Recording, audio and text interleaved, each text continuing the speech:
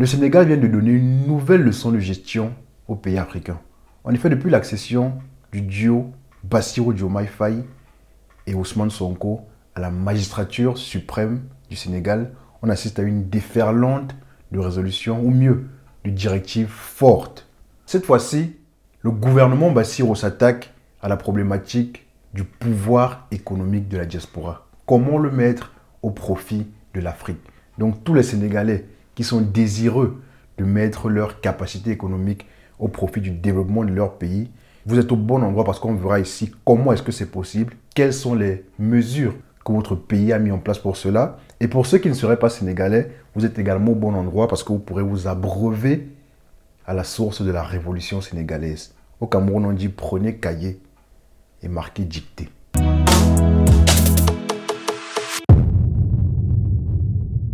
« 2025 est une année électorale en Afrique. Cela pour au moins 6 pays. Le Cameroun, la Côte d'Ivoire, la Centrafrique, la Tanzanie, le Malawi et les Seychelles. Voter est un devoir, mais c'est surtout un droit. Et cela est d'autant plus valable pour la jeunesse africaine et consciente à laquelle je m'adresse au travers de cette chaîne. Donc c'est soit avec les excuses. Je n'ai pas assez d'argent, je n'ai pas assez de temps, ou alors ça ne sert à rien.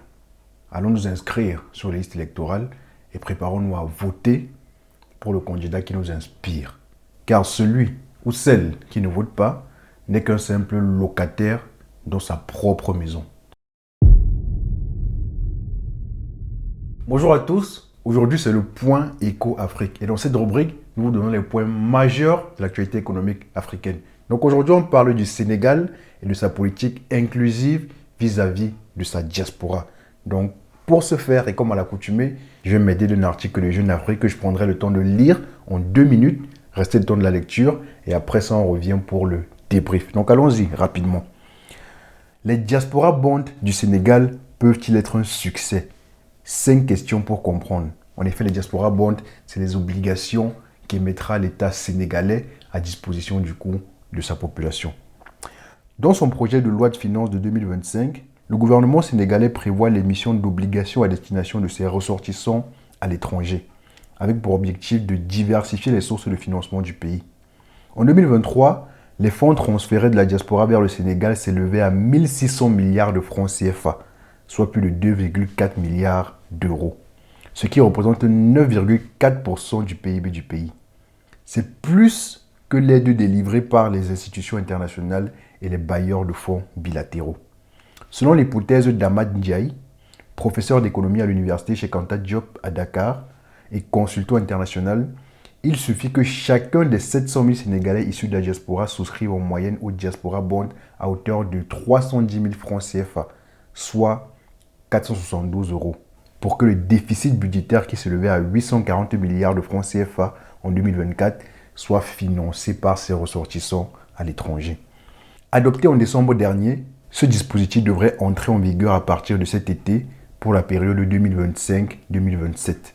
Les diaspora bonds seront émis à des taux d'intérêt compétitifs avec des avantages fiscaux, dans l'optique de financer des projets structurants dans des secteurs clés comme les infrastructures, la santé et l'éducation. Les ressortissants sénégalais disposent-ils du capital, confiance et du pouvoir d'achat suffisant pour participer à cette mobilisation? Question. Donc après ça, on a plusieurs questions qui ont été posées sur cette problématique de diaspora bond au Sénégal. Première question. Pourquoi le Sénégal a-t-il recours à cet outil? Le Sénégal a la volonté de diversifier ses sources de financement tout en renforçant ses liens avec ses ressortissants étrangers. La diaspora bond offre un rendement compétitif, mais potentiellement inférieur à celui exigé par des investisseurs institutionnels internationaux, ce qui allège la charge de la dette publique. Cela est expliqué par Babacar Saneba, directeur des partenariats et de la promotion économique et culturelle, au sein du ministère de l'intégration africaine et des affaires étrangères. Très important ce ministère, on y reviendra en deuxième partie. Deuxième question, comment cela fonctionne-t-il? Le gouvernement n'a pas encore statué sur tous les termes techniques, mais en pratique, ces obligations pourraient être émises en collaboration avec la Bourse régionale des valeurs immobilières. Non, mobilières, autant pour moi. En conformité avec l'UEMOA. Libellées en monnaie locale, les obligations seraient accessibles via les banques du pays des plateformes numériques sécurisées ou encore des institutions financières partenaires.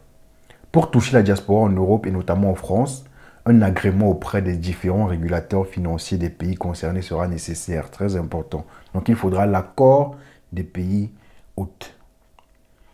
Dans une approche inclusive, des seuils d'investissement minimum et accessibles seront fixés. Par exemple, à partir de 50 000 francs CFA, 100 euros ou 100 dollars, détaille le diplomate Babacar Saneba.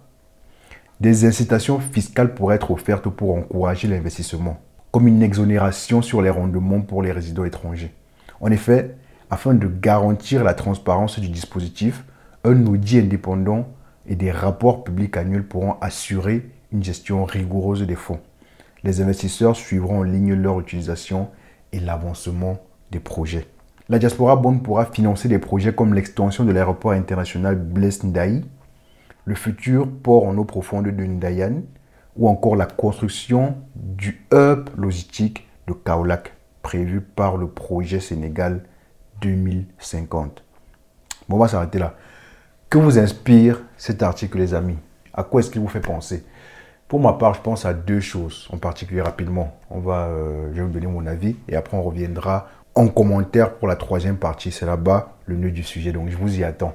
Donc, comme je le disais tantôt, je vois ce sujet en deux parties. Premièrement, j'ai envie de penser à l'intégration et deuxièmement, l'économie. Je vais développer un petit peu plus. Je n'ai pas envie de revenir sur l'élan de révolution qui souffle actuellement au Sénégal. On le voit bien, comment Bassirou Diomaye Faye et son premier ministre Ousmane Sonko ont rafraîchi le gouvernement sénégalais avec un logiciel à jour, un logiciel frais, un logiciel plus au fait des conditions actuelles dans le monde. Après, il ne s'agit pas de dire que l'ancien logiciel est obsolète. Non, pas du tout. Ce qui caractérise la mise à jour, c'est qu'on construit sur ce qui existait déjà. On bâtit sur l'existant. Donc, il n'est pas question de dire que l'ancienne génération est obsolète. Non, pas du tout. Mais c'est juste qu'elle avait ses outils, elle avait ses réalités, elle a fait ce qu'elle a pu faire avec, elle a construit des choses. Et donc, la suite logique, c'est qu'elle doit passer le flambeau à la génération suivante qui, avec ses nouveaux outils, avec ses nouvelles connaissances, pourra bâtir quelque chose d'autre. Et là, on est en plein dans ça au Sénégal et tout le monde le voit. Pas besoin de le rappeler, c'est à féliciter et on attend ce que ça donnera à l'avenir. Revenons du coup aux deux points qui nous intéressent, comme je disais tantôt.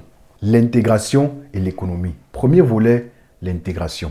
Là, avec cette directive-là, on voit un gouvernement sénégalais qui assume sa diaspora, assume le pouvoir de cette diaspora et en plus met en place des dispositions, des mesures pour accueillir cette diaspora-là.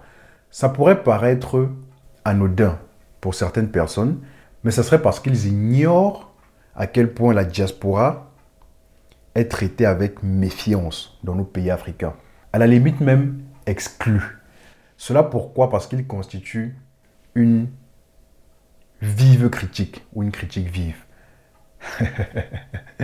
Tout simplement parce qu'ils sont à l'étranger et qu'ils sont basés là-bas. Donc, ils ont l'opportunité de toucher du doigt le retard, l'écart que l'Afrique a par rapport aux autres. Et lorsqu'on voit ça, ça accélère, ça catalyse les velléités du changement. Donc, rien que pour ça, nos pouvoirs, nos pays africains sont très méfiants vis-à-vis de la diaspora.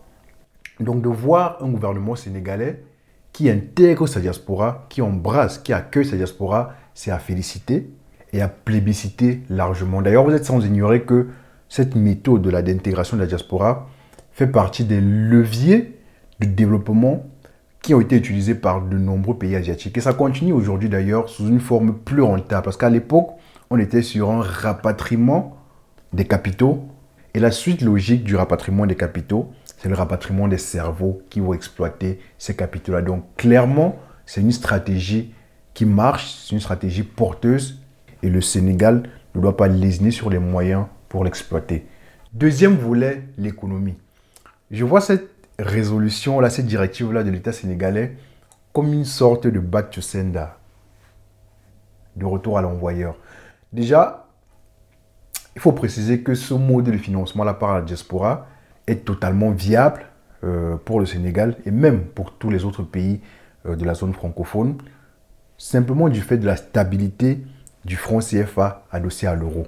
C'est la fameuse parité fixe dont je parlais pas plus tard que la semaine dernière, qui a été pensée, qui a été imaginée, qui a été manigancée par les pays colonisateurs à l'époque pour faciliter le rapatriement des capitaux des multinationales implantées en Afrique vers leur pays d'origine. Et bien là, la machine se retourne contre l'inventeur. Après, bien évidemment, il faudra que le Sénégal ait les coulées assez franches pour parvenir à imposer cette mesure aux pays dans lesquels vivent ses ressortissants. Cela dit maintenant, je pense, et il faut le préciser, qu'il s'agit là d'une mesure temporaire, à court ou à la limite moyen terme. Cette solution de financement n'est pas viable à long terme parce que l'Afrique doit impérativement créer sa propre monnaie si elle veut sortir du joug financier des grandes puissances mondiales. Et une nouvelle monnaie passe inéluctablement par une période de forte fluctuation avant d'arriver à la stabilité. Et un climat de fluctuation extrême n'est pas très avantageux, à la limite même risqué pour des opérations de financement en devises étrangères. Donc là est mon point de vue sur ce sujet. Quel est le vôtre? Qu'en pensez-vous? Je vous donne rendez-vous en commentaire pour la troisième partie de cette vidéo. D'ici là, très bonne journée à vous. Portez-vous bien. Salut.